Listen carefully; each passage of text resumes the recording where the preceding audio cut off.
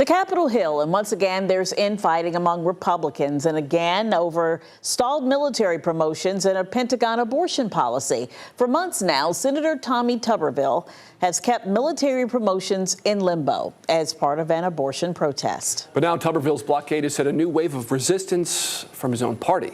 ABC's Rachel Bade is in Washington with the latest. Infuriated Republicans taking to the floor of the Senate late last night, lambasting one of their own GOP colleagues for single-handedly blocking hundreds of military promotions. Tempers flared into the wee hours of the morning as Republicans tried to confirm dozens of the more than 400 nominations that have been languishing. The holdup?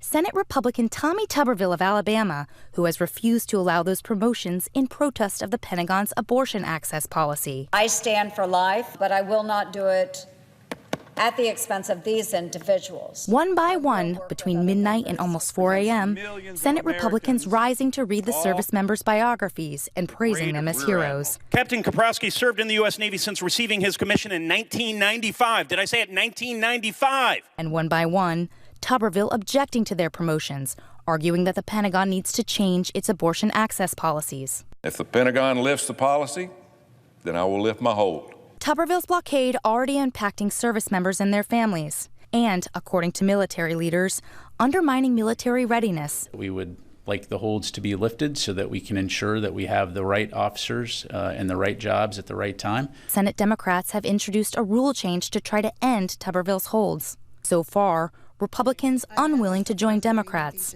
but one member warning last night that may soon change. This will be the last holiday this happens. If it takes me to vote to break loose these folks, I will.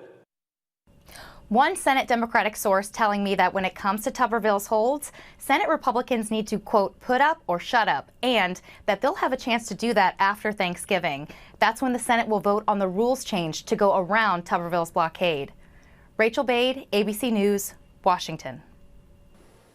Now, Virginia's two U.S. senators are pushing for a workaround. Democrats Mark Warner and Tim Kaine say that Tuberville's blockade has gone on too far, too long. They say they're hopeful that an amendment goes through this week before the Senate Rules Committee that would essentially bypass Tuberville and so that they can win passage on the floor and the full Senate.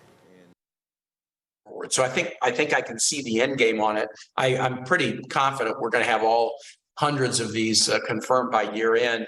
I thought it might be by Veterans Day, but we're going to keep pushing. My hope is that by the time we come back, I hope in those first few days back, we'll get this on the floor.